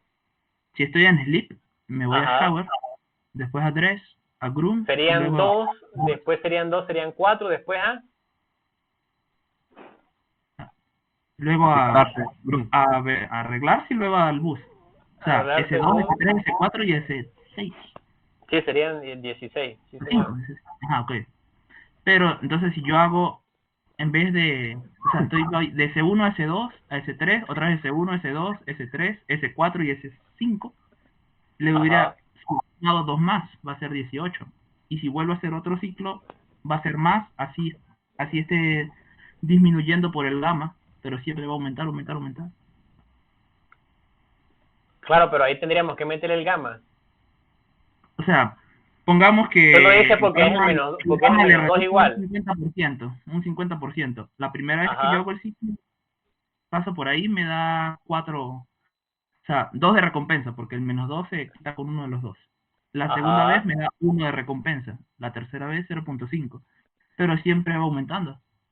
Ah, ya sé cuál es el detalle tuyo. Confía en mí, Albert. Anota la pregunta y me la vuelves a hacer después que te muestre cómo funciona el Frozen Lake. Creo que ahí está el detalle. También está anotada la Abraham, ¿verdad? Sí, aquí la puse en el chat. Sí, porque lo que adelanto un poquito, Albert, lo que veo que estás pensando es que eso es determinista, y eso no es determinista, eso es estocástico. Y como es estocástico, no hay manera de que yo vaya directamente todo el tiempo, porque es una probabilidad de ir. Eso es lo que te está faltando ver. ¿Oíste, Albert? No es determinista, es estocástico. Entonces no hay manera de que yo vaya por un camino ideal. Sí se puede tener idea de cuál es el camino ideal, pero como es una probabilidad de transición estocástica, ¿cómo haces tú para obligarla? Nada, queda en las probabilidades. Pero estoy seguro que cuando vea Frozen Lake, esa duda se le va a aclarar. Abraham, por favor repite la tuya que la tenemos allí pendiente, que también te la voy a aclarar. Ok.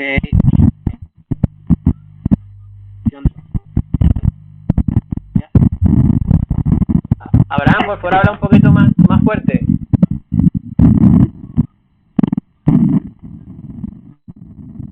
Hola. Ajá, por favor, repite la pregunta. Ok, la transición debe ser elegida de manera aleatoria o debo corroborar la probabilidad y elegir la que mejor me beneficie estando en un estado actual. Ok, esa te la voy a responder es con la ecuación. Ajá. Ok. Siguiente, voy siguiente diapositiva.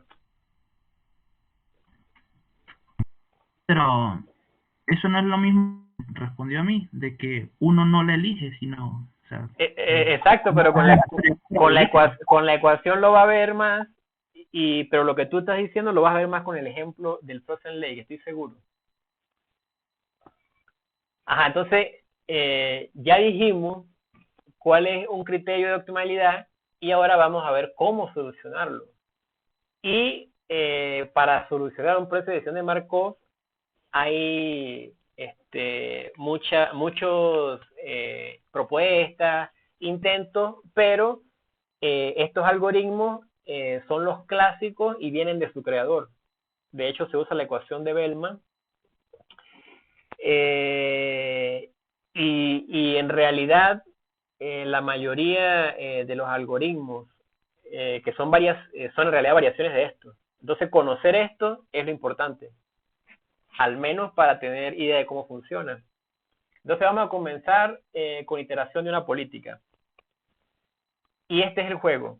Son 2 pasos. Evaluar y mejorar. Evaluar y mejorar. Evaluar y mejorar. Estos son los pasos. Entonces, primero, recordemos qué es una política. La política es recibir un estado y decir cuál es la mejor acción o cuál acción tomar. No hablemos de mejor acción. Hablemos de mejor acción ahora sí. Pi asterisco. Esa sí sería la mejor acción dado un estado. Entonces, para usar la iteración de la política, yo debo tener una política. ¿Y cómo puedo tener una política?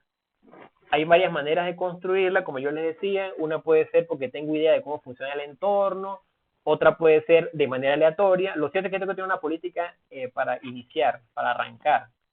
Y lo que voy a hacer es evaluar esa política. Entonces, evaluar la política significa construir la valoración de los estados. Es decir, tener cuánto me vale el estado 1, cuánto vale el estado 2, cuánto vale el estado 3, cuánto vale el estado 4, si yo siguiera esa política que está allí, pi. Y eso me va a permitir tener una valoración, que es equivalente a lo que hacíamos en los bandings. Estamos buscando valorar esas acciones. Entonces aquí ya tendría una valoración. Y después, teniendo esa valoración, yo lo que haría es ver qué política puedo encontrar aplicando, ese sería explotar porque es greedy, explotando el conocimiento de ese valor. Y si yo tengo otra política y la comparo con la política anterior, puedo saber si una es mejor que otra. Y si una es mejor que otra, entonces la actualizo y vuelvo a hacer otra vez todos los pasos. ¿Hasta cuándo voy a seguir todos esos pasos? Hasta que la política no mejore más. Hasta que ya haya encontrado la mejor política. Esa es la idea. Por supuesto, esto es muy general y eso se va a ver mejor con el algoritmo. Pero es la idea y es lo que quería que vieran. Entonces, aquí primero voy al algoritmo y después a las preguntas, porque el algoritmo se va a entender mejor. Lo que quiero que vean de acá es que son 2 pasos. Paso 1, evaluar. Paso 2, mejorar. Eso es. Siguiente diapositiva.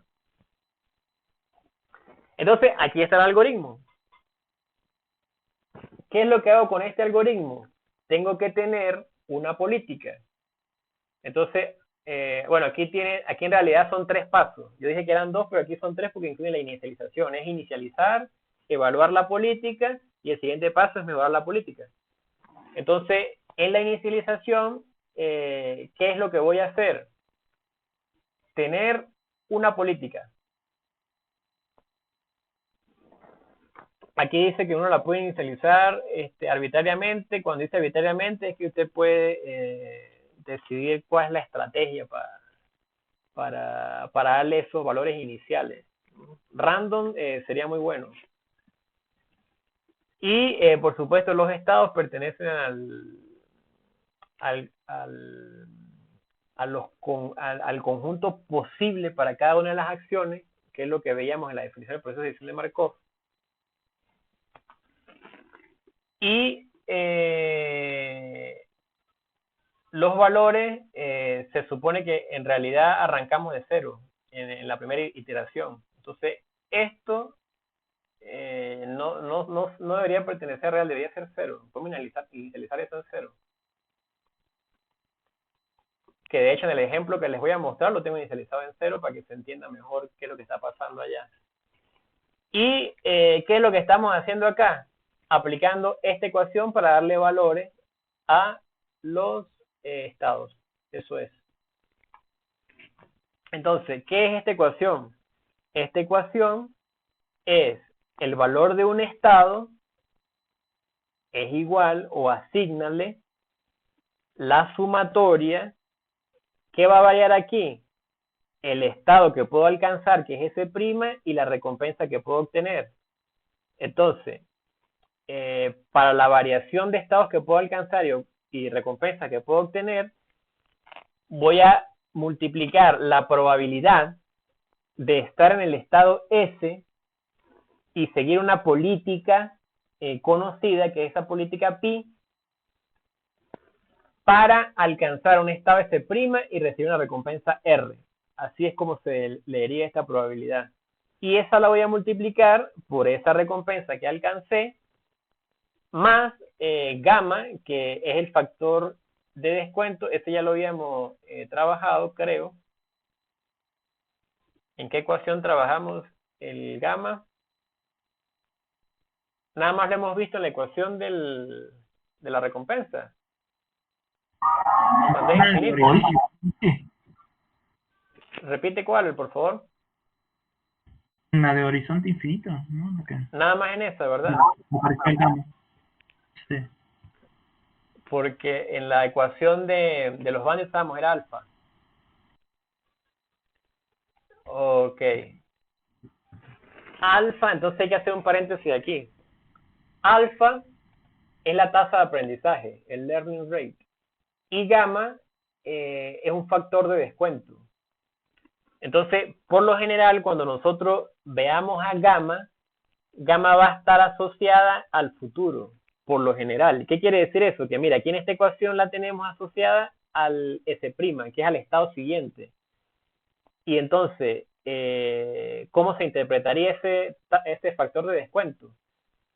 Se interpretaría como qué tanto confío yo en el valor del futuro o en la expectativa del futuro. Por allí se puede interpretar. Entonces, un gamma alto es que yo confío mucho en la expectativa futura, y un gamma bajo es que no confío tanto. Sería una interpretación. Bueno, ese gamma lo voy a multiplicar por ese valor del estado alcanzado. De esa manera obtengo yo los valores para cada uno de los estados. Si se ponen a ver, esto, el algoritmo es simplemente la ecuación, porque lo demás es puro para saber cuándo detenerme. ¿Por qué? Porque tengo aquí una variable delta. ¿Y qué voy a hacer con delta? Que lo voy a comparar con la diferencia del valor anterior, que es este b que está aquí, pequeñito, es el valor anterior, y lo voy a comparar con BDS, mediante una resta. Aquí voy a agarrar, hago la resta del valor anterior con el valor actual, y eso es una especie de error, porque está en valor absoluto. Y lo que voy a ver es que ese error será mayor que el delta, perdón, a delta le voy a asignar lo mayor entre el valor actual de delta y ese error, y lo que voy a verificar es que ese delta sea menor que tita para terminar la ejecución. Y tita, este que está acá, entonces tiene que ser un valor de entrada. Un número pequeño que está asociado al error que yo voy a permitir. Ajá, ahora sí voy a aceptar preguntas con respecto. Voy a arrancar con la de Abraham. Abraham, vuelve a hacer tu pregunta para responderla con la ecuación.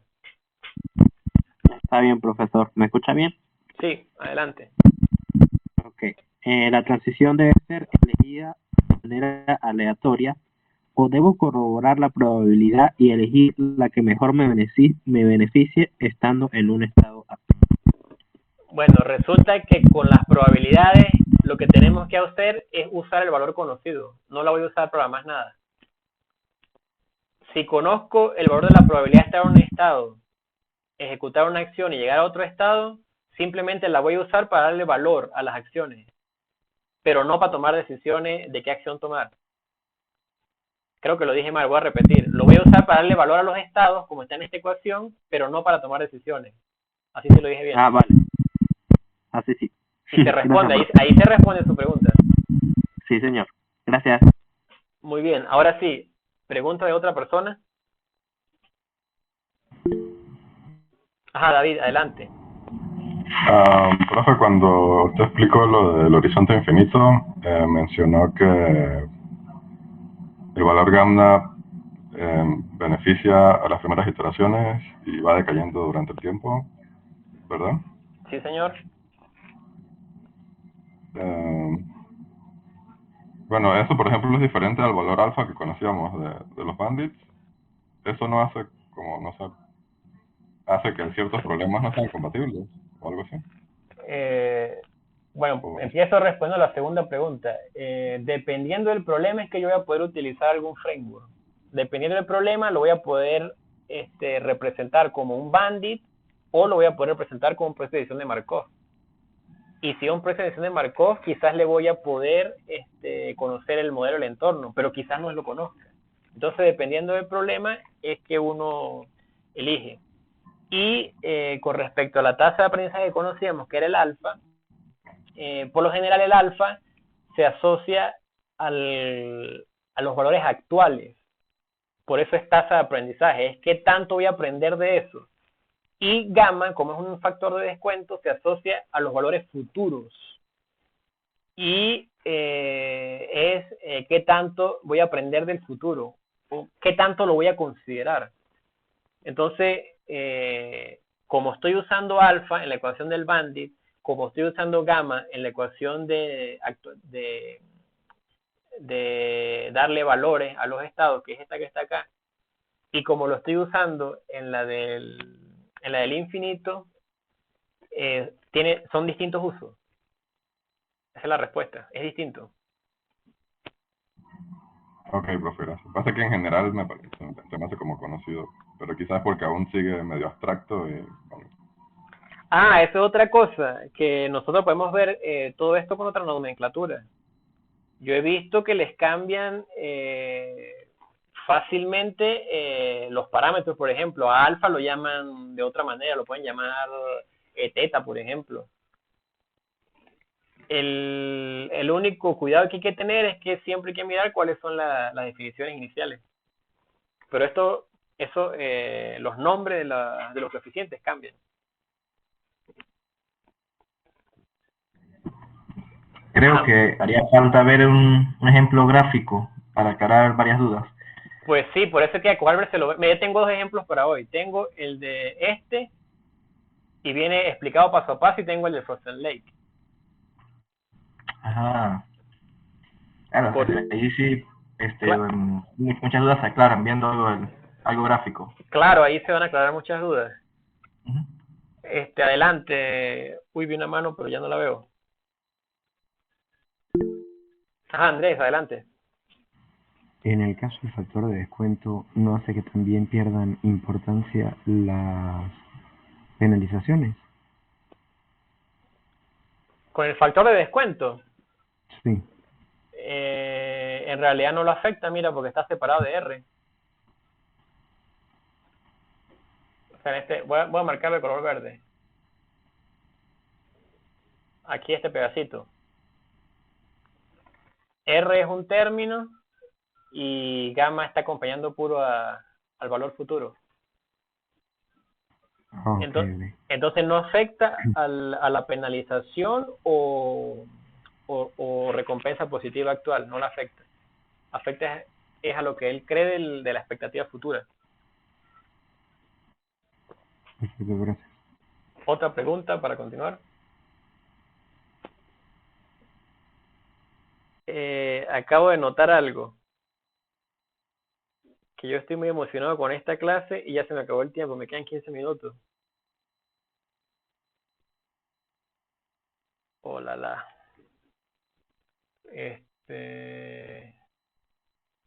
Bueno, de todos modos, nosotros en la planificación teníamos 12 semanas, ¿no? Para la parte teórica. Sí, Eso quiere decir que pudiéramos si son 10 lecciones, pudiéramos algunas extenderla en 2 semanas. Porque creo que este va a ser el caso. Voy a necesitar la otra semana, porque creo que lo que falta, necesito como 2 horas más para explicarlo bien.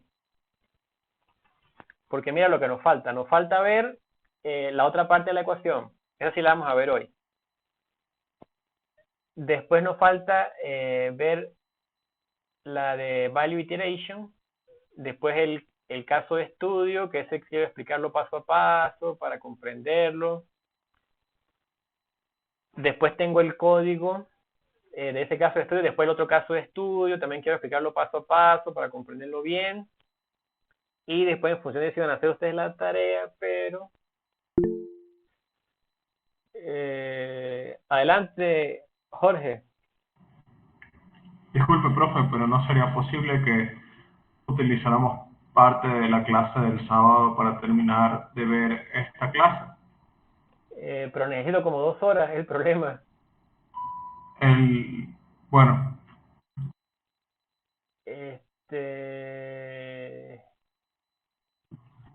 Quizá tomar 4 horas, sería mucho. ¿Qué? No, pues el sábado se complica, ¿no? Oye, ¿Sí? lo que puedo hacer, si ustedes me lo permiten, es terminar el jueves a las 8. ¿misma hora, mismo canal? Sí. Pero claro, tendría que permitírmelo todos porque la idea es que todos puedan participar y todos puedan estar y para aprovechar la dinámica de que estamos síncronos, que se pueden hacer preguntas en caliente. Por mí está bien. Se puede usar Discord para hacer la pregunta. Usted dice que faltan aproximadamente 2 horas para terminar de dar la lección, la clase. Si me das 2 horas lo puedo explicar muy lento porque puedo explicar paso a paso todo. Sí. Por eso digo, pues entonces originalmente si tardaba 2 horas, esta 2 horas no es una clase completa. Sí. Pero la pregunta sobre los ejemplos. Esos ejemplos no se utilizan con Q-Learning. Q-Learning está en otra categoría porque Q-Learning no requiere modelo de entorno. Pero el modelo del Frozen Lake también lo he visto. Ah, claro, sí. Se puede usar el Q-Learning aquí. Y el del robot también, ¿verdad? En el de robot también. Entonces, bueno, ahorita terminamos de afinar los detalles. Vamos a continuar con este algoritmo que es el que deberíamos terminar. Ajá, entonces, ya teniendo valorados los estados, requiero ahora ver si esa política que yo puedo construir a partir de esa valoración es mejor que la que ya conozco. Entonces, miren lo que estamos haciendo aquí, esta ecuación que está aquí, dándole valores a esa función pi. ¿Y qué es lo que estoy haciendo? Algo similar, pero ya no estoy usando la función pi para la probabilidad, que era lo que estaba usando en el anterior. Voy a regresar para que vean. Estaba usando aquí pi de s. Ya no voy a usar pi de s. Ahora voy a usar la probabilidad que tenga asociada. Y como voy a usar la probabilidad que tenga asociada a cada acción, ahora voy a tener que ver cuál es la mayor. Por eso tengo aquí el máximo de A. Si regreso, antes no tenía ningún máximo, ningún argumento máximo, porque nada más estaba usando la acción asociada a la política pi. A diferencia, aquí estoy usando todas las acciones posibles. ¿Por qué todas las acciones posibles? Porque si tengo 2 acciones que me permiten llegar a estados distintos y recibir distintas recompensas, tengo que tomarlas en cuenta. Eso es. Entonces, ¿qué es en realidad esta ecuación? Es multiplicar la probabilidad de estar en un estado S, ejecutar una acción A, alcanzar el estado S' y recibir recompensa R, multiplicada por ese valor de R, más gamma por B de S'. Y este B de S' que está aquí es el que yo calculé en el paso 2. Este lo calculé en el paso 2. ¿Qué voy a hacer con cada una de esos resultados? Voy a compararlo con el anterior porque aquí la tengo guardadita en All Action, y si es diferente, eso quiere decir que ya la política cambió. Y como la política va a cambiar para mejor, entonces debo volver a evaluar esa política, que era el paso 2. Y allí me voy a quedar. ¿Cuándo voy a finalizar? Cuando la política sea estable. ¿Y cuándo la política va a ser estable? Cuando la antigua acción sea igual a la acción que he encontrado evaluando BDF. Quizás es muy confuso porque son muchos términos y en la manera en que lo digo, pero para eso están las preguntas. Adelante con las preguntas.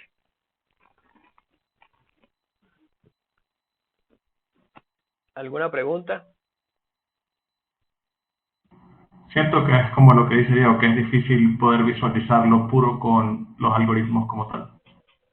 Sí, de todos modos, lo que me interesa es que antes de ver código, quiero que tengan idea de cómo se relacionan los elementos.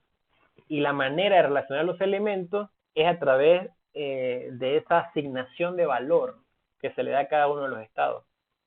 ¿A qué me refiero? A que aquí en esta ecuación, miren lo que tengo. P de S' dado SA. Esta es la función de transición. R es la recompensa. S es un estado. A es una acción. En esta ecuación tengo todos los elementos de procesión de Markov. Entonces, lo que estoy buscando es una comprensión de cómo estos elementos se relacionan y cómo la relación de esos elementos me permiten darle valor a las acciones. Porque al final, lo único que me interesa que quede como fundamento sólido es que un agente, para interactuar con un entorno, requiere dos cosas. Lo primero, representar de alguna manera el estado del entorno. Y lo segundo, valorar las acciones, o valorar los estados, o valorar el par estado-acción. Esas dos preguntas es la que estoy tratando de fortalecer porque es lo que deberemos ser capaces de responder al final de todas las lecciones para un escenario cualquiera. Es la idea, adquirir, apropiarse de ese conocimiento. Entonces, ya hemos cubierto las 2 horas hoy. Como nos quedan 5 minutos, igual voy a mantener la grabación por si alguien que no está después lo ve. ¿Qué alternativas se les ocurre para culminar lo que nos queda? Primero, próximo martes, esa es una alternativa. La del sábado no, porque el sábado corresponde la parte de entornos. Justamente el jueves, profe. Esa es la otra opción y se puede discutir por Discord, ¿no? Por una encuesta o algo. Ok, entonces tenemos la otra acción que es el jueves. Me parece bien.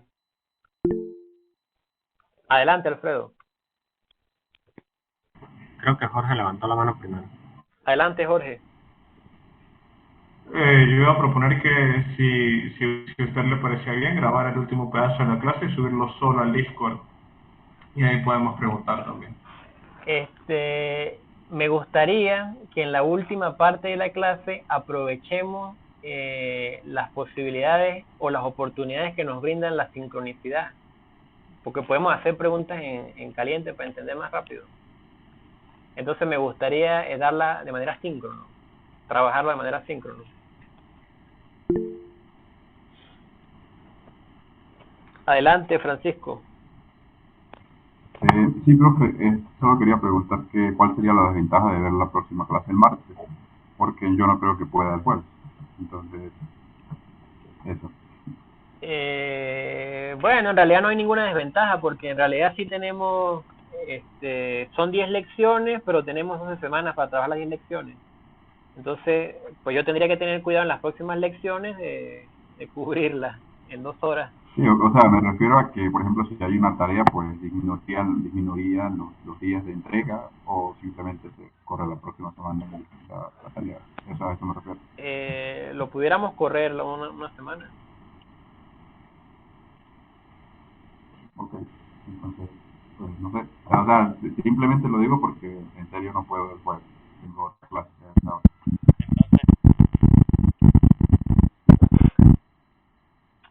De nuevo, Abraham, por favor. Si no, el día viernes, profesor, igual esto se puede discutir. O sea, se pueden plantear varias opciones en Discord mediante una encuesta, porque por lo menos a mí el viernes se me complica, entonces es difícil cuadrar un día que le cuadra a todos. Sí, si no, ya estaban planificados los martes y los sábados. Vamos a hacer algo. Vamos a dejarla para el próximo martes.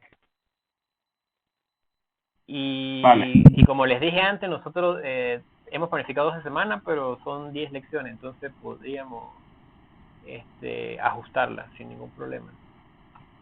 Profesor, Bueno, entonces, adelante, Alfredo. de todas maneras, usted va a dejar las diapositivas de esta clase y la que cubre la otra mitad de clase que veremos el martes en Discord hoy. Sí, la voy a dejar en Discord. Ahorita esta misma la voy a guardar y la voy a poner en Discord. Ok. Dale, pues. Quedamos así. Entonces, la única consideración es que esta semana no hay tarea porque no hemos terminado de trabajar el tema. Entonces tendríamos nada más la tarea del sábado. Bueno, pues si no hay, ya creo que puedo detener